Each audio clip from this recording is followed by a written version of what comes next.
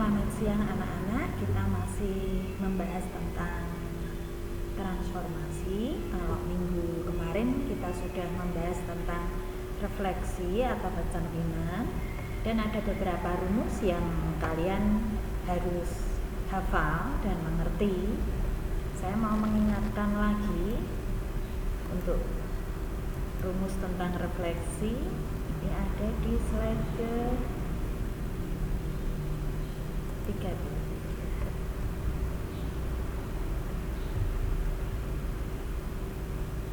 Nah, ini ya, sifat-sifat reflektif atau pencerminan terhadap sumbu X jika A koordinatnya A, B dicerminkan terhadap sumbu X, hasilnya A aksen koordinatnya A, min B dengan sumbu Y A aksen menghasilkan min A, B.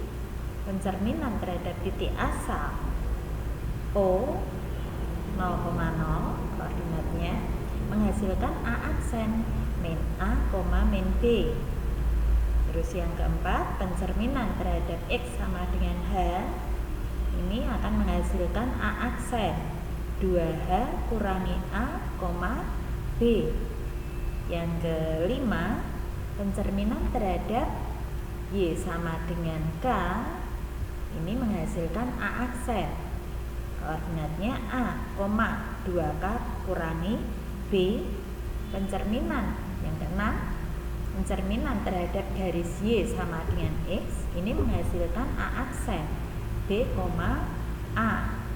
Dan yang terakhir, pencerminan terhadap garis Y sama dengan min X ini menghasilkan A aksen min B, min A.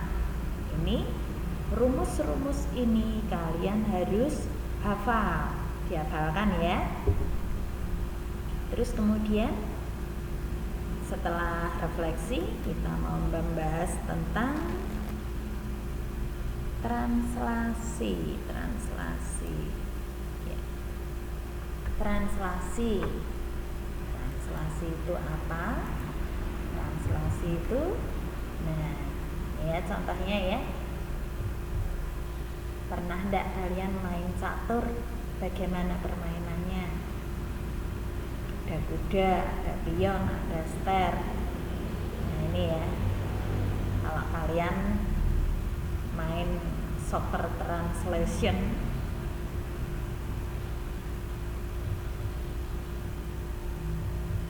permainan kalian, aturan permainan, kartu berwarna kuning menunjukkan arah kiri kanan. Positif berarti ke kanan, negatif berarti ke kiri. Kartu berwarna merah menunjukkan arah atas bawah. Positif berarti ke atas, negatif berarti ke bawah.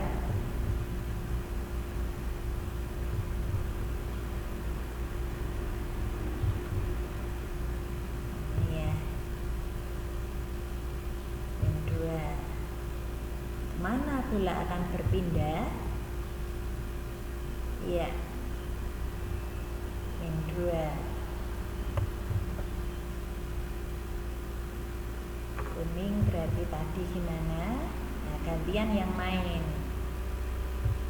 Siapa main ya? Plus 4 min 2 plus 4 min 2 plus 4 kuning min 2 merah. Kemana bola akan berpindah?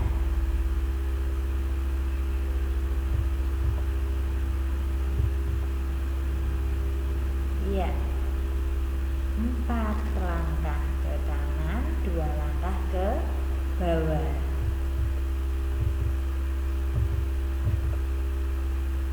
Plus 1, kemana bola akan berpindah? Ini sebagian ketutup saya ya, jadi tidak kelihatan. 1 kanan ke bawah, 2 kanan. Ini sebetulnya ada 2 merah, 2 ke atas. Gantian yang main. Si Otong main. Plus 2 kuning min 2 merah. Kemana bola akan berpindah? Ya, 2 ke kanan, 2 ke bawah. Nah, ini ternyata si Otong yang menang. Ya, kita sedikit saja itu bicara tentang translasi, hampir sama seperti itu. Apa yang terjadi pada pion bila permainan catur bola atau catur bola pada permainan soccer dan cicak pada gambar di samping ini bergeser-geser ya, itulah yang disebut dengan translasi. Jadi apa itu translasi? Nah ini, translasi itu tidak lain suatu pergeseran, merupakan transformasi yang memindahkan setiap titik pada bidang dengan arah dan jarak tertentu. Misal kita punya seperti ini, translasi titik A koordinatnya x, y dengan menggeser aksis x sejauh A dan menggeser koordinat y sejauh B, sedemikian hingga diperoleh titik A aksen x tambah A, y tambah B. Secara notasi dilambangkan dengan ini lambang translasi seperti ini. Titik A koordinatnya x, y, membacanya ya. Ditranslasikan sejauh A, B, x-nya A, y-nya B ya. Sehingga menghasilkan A aksen diperoleh dari x tambah A, x ini ditambahkan translasi x-nya, translasi T ini translasinya, y ditambah B. Jelas ya? Nah, dari sini nih x, y, A-nya x, y karena ditranslasikan, digeser sejauh A, berarti bergeser ke A. Ini A bisa positif, bisa negatif. Kalau positif ya berarti ke kanan, kalau negatif berarti ke kiri. Y-nya juga sama dari translasinya, positif ke atas, negatif ke bawah. Itu ya. Selanjutnya, bagaimana bila kita mentranslasikan sebuah bidang data? Nah ini, perhatikan translasi berikut. Kita punya persegi panjang dengan translasi 12,0 bergeser 12. Ini y-nya tidak bergeser. Translasi 0,-7, x-nya tidak bergeser, y-nya bergeser -7. Yang terakhir translasi 10,-7. Nah, karena bergeser 12, ini berarti ada 12 langkah. Nah, bergeser semua ya. Yang semula ini di sini menjadi di sini, yang semula di depan menjadi di belakang, bergeser. Berikutnya, setelah saya kembalikan lagi, ketika ditranslasikan sejauh 0,-7 berarti digeser ke bawah, geser ke bawah karena ya ada nilainya ini yang di belakang, yang ini 0. Iya, geser 7 langkah. 1, 2, 3, 4, 5, 6, 7 di sini. Jelas ya? Saya kembalikan lagi. Bagaimana dengan translasi 10,7? Ini x-nya bergeser mendatar 10 langkah. Terus kemudian berarti karena ini negatif, yang belakang negatif, bergeser ke bawah 7 langkah. Ini ya, gesernya. Ya. 10 langkah ke kanan, ambil satu titik sudut saja, 10 langkah ke kanan, 7 langkah ke bawah. Yang ini juga sama, 10 langkah ke kanan, 7 langkah ke bawah titik sudutnya yang kelihatan jelas. Jelas ya? Terus kemudian kita beralih refleksi kita sudah ya. Kemarin tadi sudah saya jelaskan juga. Berikutnya kita mau ke setelah refleksi, rotasi ya. Rotasi itu apa?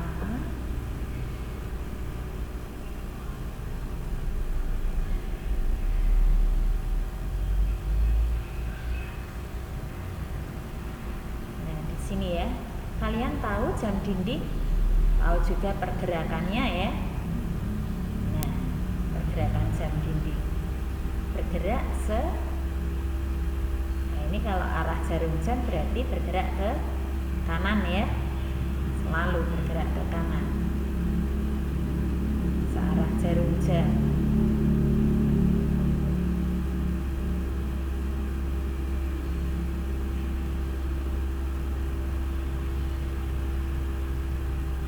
Juga tentu mengetahui kincir angin ya, bagaimana pergerakannya ya, ini bergerak sesuai angin. Nah, ini ada yang berlawanan dengan arah jarum jam, mungkin yang ini bisa berlawanan, bisa searah dengan jarum jam sesuai dengan angin.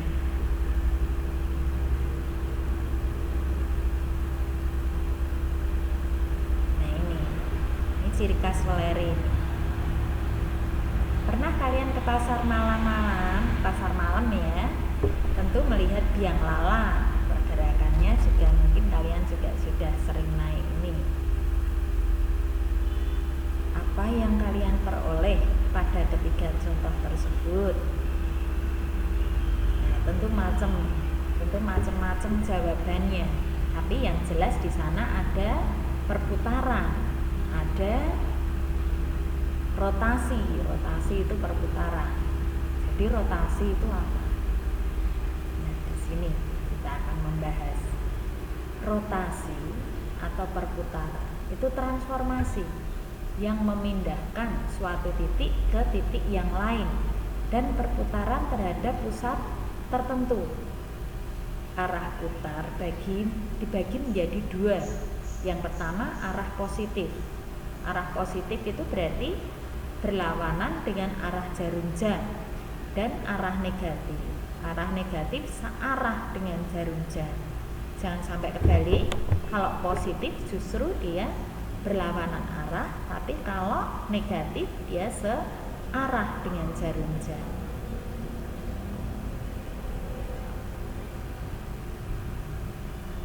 Contoh misal, nah ini sebuah pesawat mainan pada titik koordinat 30,10 titik P bergerak berputar sebesar 90 derajat berlawanan arah jarum jam menuju titik Q. Sebesar 90 derajat berlawanan. Kalau berlawanan berarti pesawat melanjutkan rotasi sebesar 90 derajat dari titik asal menuju titik R. Tunjukkan koordinat tujuan pesawat tersebut pada koordinat Kartesius. Nah, ini ya, awalnya ya kita harus menggambar koordinat Kartesius dulu. Terus kemudian tentukan titik P, koordinatnya 30, 10. Nah, X-nya 30, Y-nya 10. Bergerak berputar 90 derajat berlawanan arah. Berarti letaknya P aksennya di sini. Ini disebut dengan Q, ya, Q. Tapi nanti untuk berikutnya kalau hasil bayangan itu biasa disebut dengan P aksen. Nah, terus kemudian tiba di titik Q, pesawat melanjutkan rotasi 90 dari titik asal menuju titik R. Nah, 90 derajat lagi ya. Titik Q 90 derajat ke titik R. Tunjukkan pada bidang kartesius. Ini ya, jelas ya. Nah, di sini dari gambar kita lihat 30-10 sebesar 90 derajat berlawanan. Berarti ini rotasinya nanti sebesar 90. Ini menghasilkan koordinat X-nya -10, Y-nya 30, Q-nya -10,30. Kita lanjutkan rotasi 90 derajat, terus kemudian 90 derajat lagi menghasilkan titik F. Ternyata di sini menghasilkan F koordinatnya -30,10 maaf.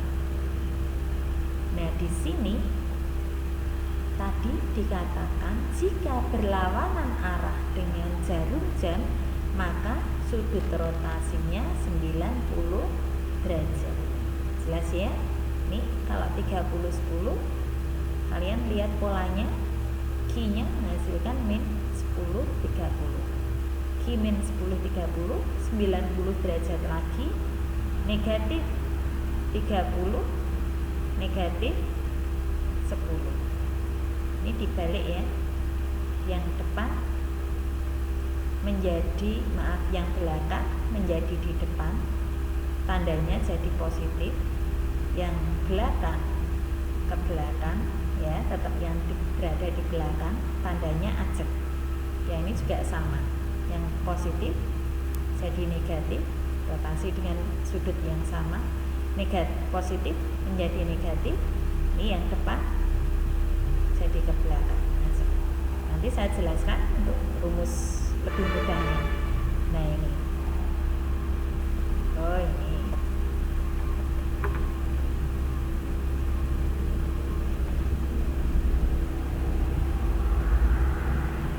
Misalkan pesawat mainan tersebut bergerak -90 derajat, di mana koordinat tujuan pesawat tersebut pada koordinat kartesiusnya dari gambar yang kita lihat, perputaran titik P30 10 sebesar negatif 90 ya. Dituliskan bisa seperti ini. Berlawanan arah, maka sudut putarnya negatif, S-nya iya, kalau searah berarti sudut putarnya negatif. Hati-hati ya, tadi berlawanan arah sudut putarnya positif, tapi ketika sekarang searah jarum jam, maka di sini sudut putarnya -90. Ketika kita berputar -90 derajat menghasilkan S. Nah, titik S ini koordinatnya 10, -30. Ketika menghasilkan hasil rotasinya ini 10, awalnya 10, berarti yang belakang jadi di depan, yang depan menjadi di belakang, tapi tandanya negatif. Ini berlaku untuk semua.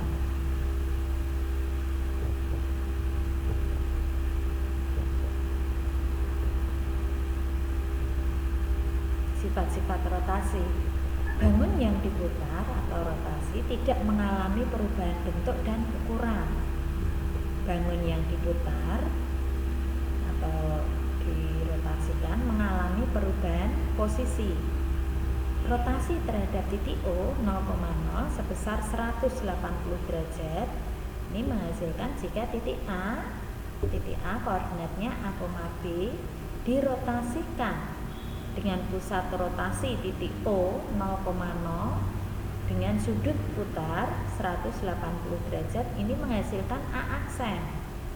A aksen koordinatnya A aksen, B aksen, sedangkan di sini A aksennya ini tidak lain min A, B aksennya tidak lain min B.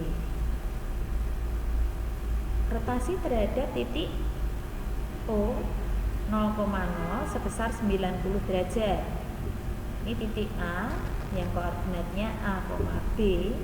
Jika dirotasikan terhadap titik O koordinatnya 0,0 dengan sudut putar atau sudut yang digunakan 90 derajat menghasilkan A aksen. Koordinatnya A aksen, B aksen.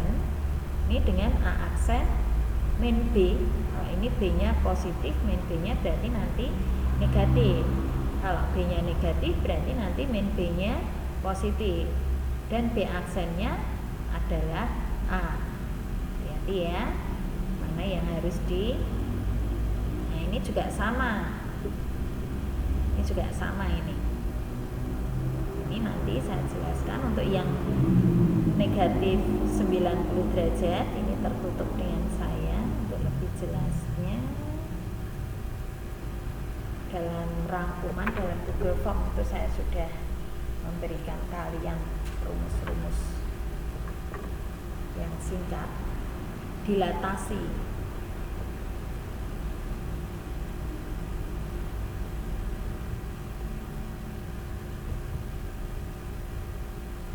Nah, pernah kalian memperbesar atau memperkecil ukuran foto untuk dicetak? Contoh ya, misal ukuran foto panda 13 kali 10,5 cm. Saya mau cetak ukuran foto panda saya 6,5 kali 5,25 cm. Nah, ini contoh dalam matematika. Seorang ibu menyimpan gula dalam sebuah gelas plastik berbentuk tabung tanpa tutup dengan luas alas 616 cm persegi atau 616 cm persegi. Alasnya tabung bentuknya lingkaran ya. Kemudian ibu menutup tabung tersebut dengan plastik serta mengikatnya dengan karet gelang berbentuk lingkaran dengan diameter 7 cm. Hitunglah perbesaran karet tersebut. Otomatis karetnya awalnya kecil seperti ini ya. Ini diameternya 7 ini.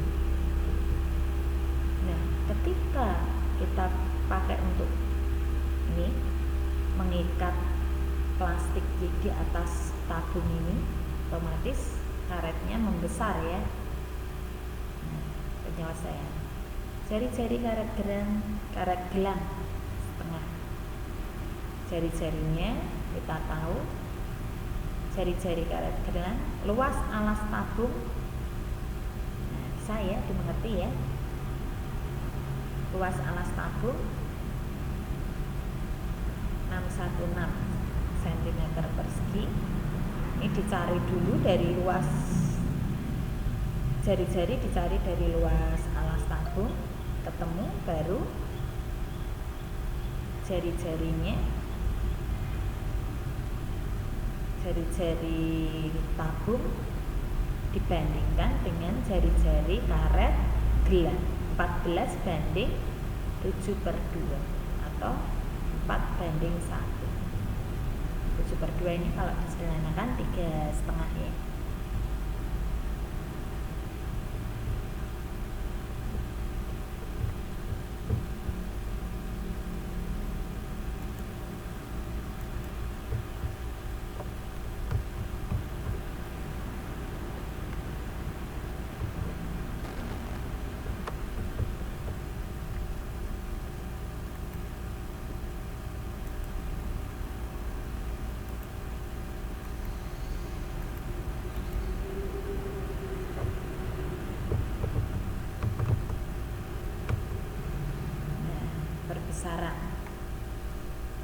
Perbesaran atau perkecilan itu nama lain dari dilatasi.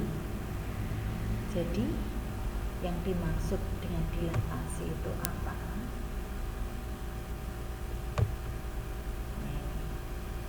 Dilatasi itu perbesaran atau perkalian. ialah suatu transformasi yang mengubah ukuran, memperkecil atau memperbesar suatu bangun tapi tidak mengubah bentuk bangun yang bersangkutan.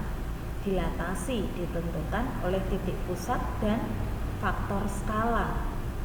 Dilatasikan. Apa yang dimaksud dengan faktor skala? Nah, faktor skala K, lambangnya K, adalah perbandingan antara jarak titik bayangan dari pusat dilatasi dan jarak titik benda berkaitan dari titik pusat dilatasi. Atau faktor skala bisa dirumuskan jarak bayangan per jarak benda.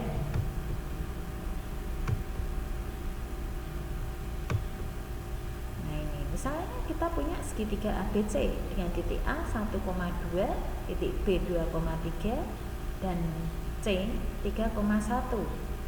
Dilatasi terhadap titik 0, titik O ya maksudnya, dengan faktor skala 2. Tentukan koordinat bayangan titik-titik segitiga ABC.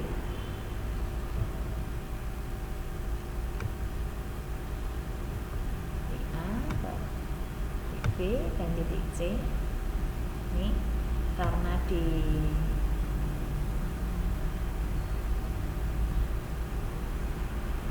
karena tadi faktor skalanya 2. Ini dari A ke titik asal titik O ke A, ini dengan A aksennya jaraknya A aksen jaraknya sama karena 2 kalinya tadi ya. Titik O ke titik B sama dengan B ke B aksen. Yang terakhir titik O ke titik C ini sama dengan titik C ke C aksen karena 2 kalinya. Nah setelah melewati proses itu kita punya segitiga bayangan, atau di sini koordinat bayangan titik A aksen 2,4, B aksen 6,2, C aksen 4,6. Tidak lagi pasti 2 kalinya semua. Contoh kita ambil A 1 yang X-nya 1 ya. Di sini X-nya menjadi 2 karena dikalikan 2. Y-nya 2 di sini menjadi 4 karena dikalikan 2. Tergantung faktor skala. Nah, ini dengan dirumuskan bisa dirumuskan seperti ini. Jika titik P koordinatnya X, Y didilatasi terhadap pusat O koordinatnya 0,0 dan faktor skala K, didapat bayangan P aksen, X aksen, Y aksen, maka X aksennya KX dan Y aksennya KY, dilambangkan dengan O, K. Oke ya. Ini kalau dituliskan dalam simbol matematika seperti ini. P koordinatnya X, Y dengan dilatasi O dengan faktor pusat dilatasi O dengan faktor skala K menghasilkan P aksen. Koordinatnya KX, KY.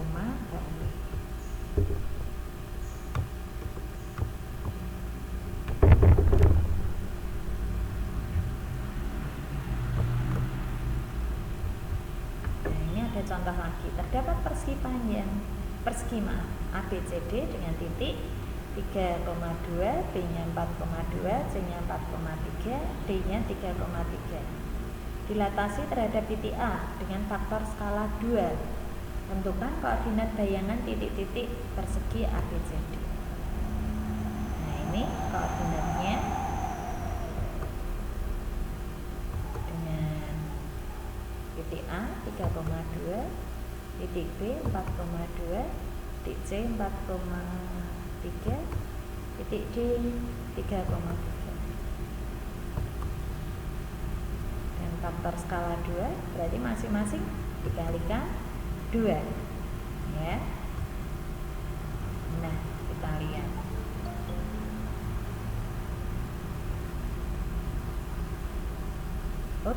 dilatasi terhadap titik A.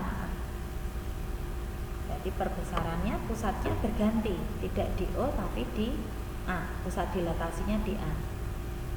Nah sekarang kita lihat karena 2 A dengan A aksen, karena A nya ini pusat rotasi berarti tanpa jarak dengan A aksennya ya.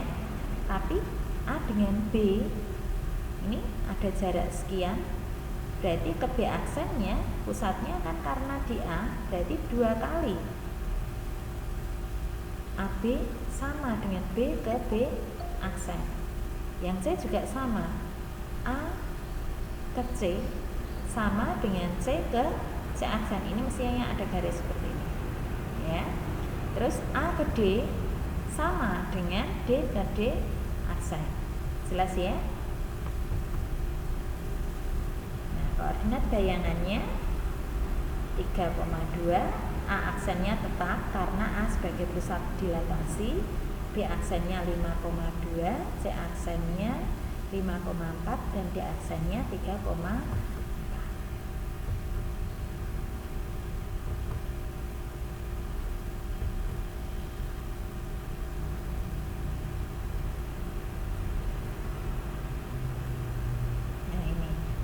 Dari contoh yang pertama tadi, entah berpusat di O atau berpusat di A, ternyata kalau faktor skalanya lebih dari 1, itu bangun yang kita lihat itu semakin besar. Hasil dilatasinya semakin besar atau diperbesar, dan letaknya searah terhadap pusat dilatasi dengan bangun semula. Kalau K-nya positif ya, tapi nanti kalau K-nya negatif berlawanan arah. Ini contoh 2. Ini bagaimana jika K-nya min 2? Titik A 3,2, B-nya 4,2, C-nya ini masih sama, saya gunakan persekian sama. A, B, C, D.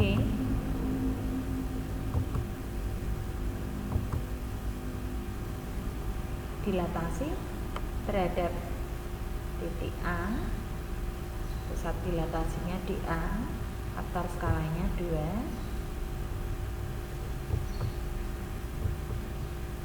Nah, saya ambil seperti ini. Ini hampir sama, tapi di sini bedanya kalau tadi searah, tapi kalau negatif hati-hati berlawanan arah. D ke A misalnya ya, ini 1 langkah ya, 3 ke 2 ini 1 langkah, karena min 2 berarti 2 kalinya. A ke D aksen ini 2 kalinya dari D ke A. Terus ini juga sama, B ke A karena negatif berarti berlawanan arah, karena ini 1 langkah berarti karena faktor skalanya 2 kali berarti ya tetap 2 langkah. 1, 2 menghasilkan B aksen di sini. C-nya juga sama. Ini 2 kali juga. 1 CA sekian. Berarti kita larinya kita pakai penggaris sana ya. Mestinya ini pakai penggaris ini. Nah, A ke A aksen 2 kali dari C ke A. Jelas ya? Maka menghasilkan titik A-nya masih acak karena tidak berpindah 3,2, D aksennya 1,2, C aksennya 1,0 dan D aksennya 3,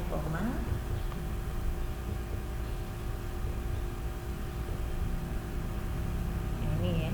Kalau faktor skalanya K-nya kurang K lebih kecil dari min 1, K-nya kurang dari min 1 ya, min 2, min 3 dan seterusnya, maka bangun terlihat diperbesar karena terletak di sebelah kiri ya, di sebelah kiri min 1 bilangan bulat, dan letaknya berlawanan arah terhadap pusat dilatasi karena dia negatif. Kalau negatif berlawanan arah dengan pusat dilatasi.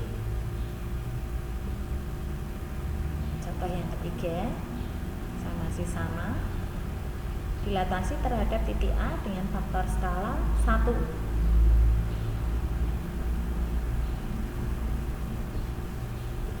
Masih sama. Bagaimana kalau faktor skalanya 1?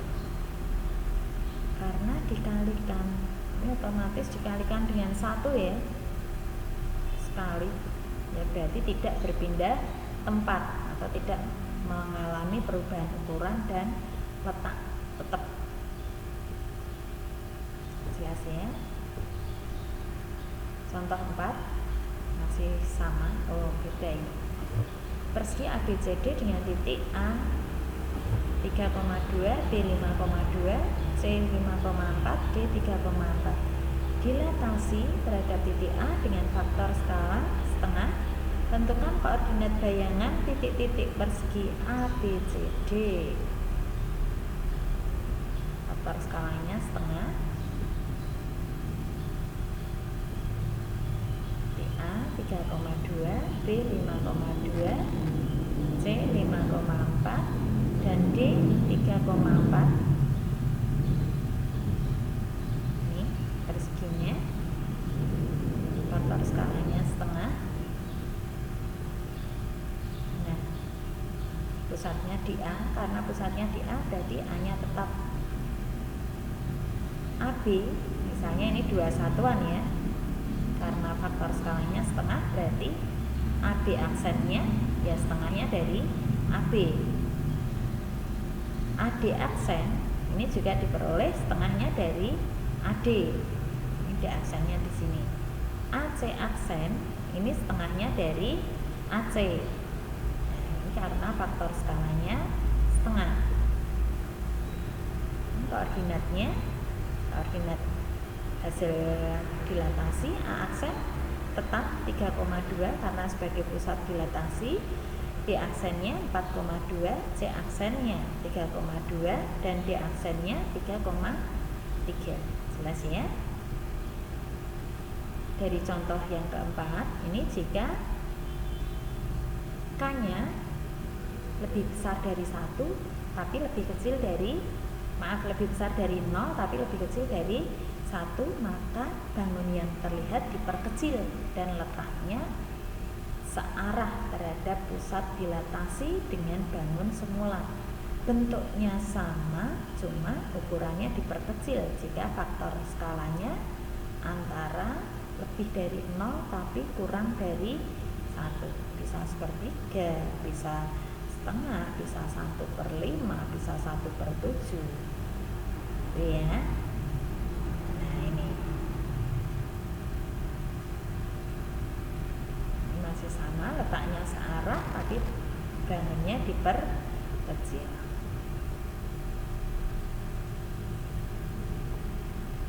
Contoh yang kelima, masih persegi dengan faktor skala min setengah. Ini cara pengerjaannya sama, ingat. Kalau negatif berarti nanti berlawanan arah dengan pusat dilatasi. Titik A 3,2, B 5,2, C 5,4, D 3,4. Karena min setengah berarti nanti letaknya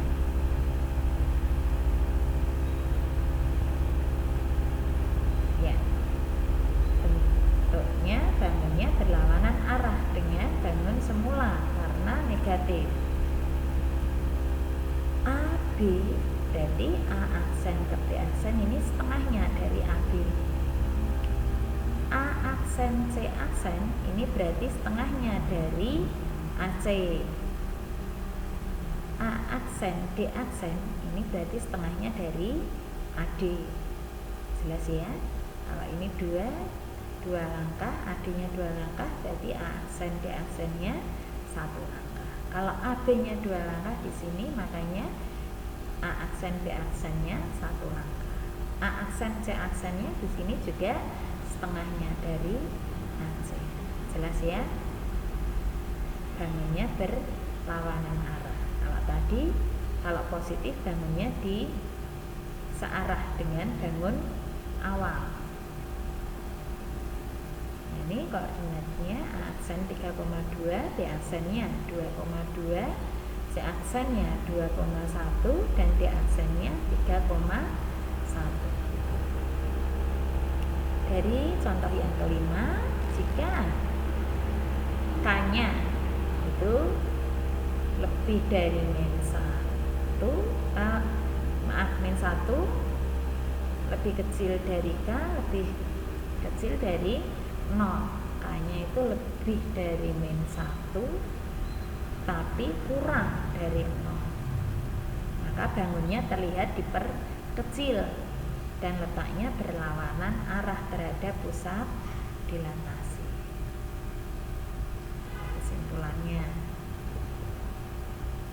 Nah, terus kemudian bayangannya ini bisa kita rumuskan kalau kita pakai mau cara yang cepat. Ini kamu harus hafal ini.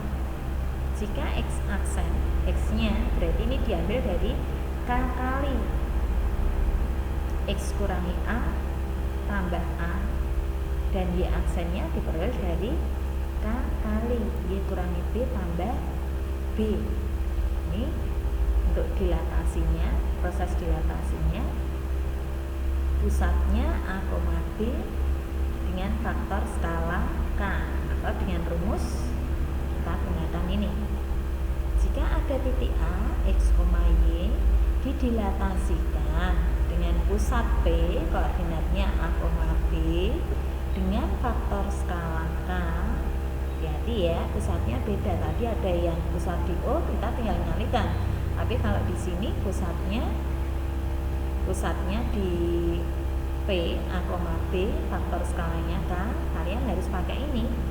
A aksennya diperoleh dari K kali X kurangi A ditambah A, Y nya diambil dari aksennya K kali Y kurangi B ditambah B. Jelas ya? Nah, ini dilatasi dengan pusat di P dan faktor skala K.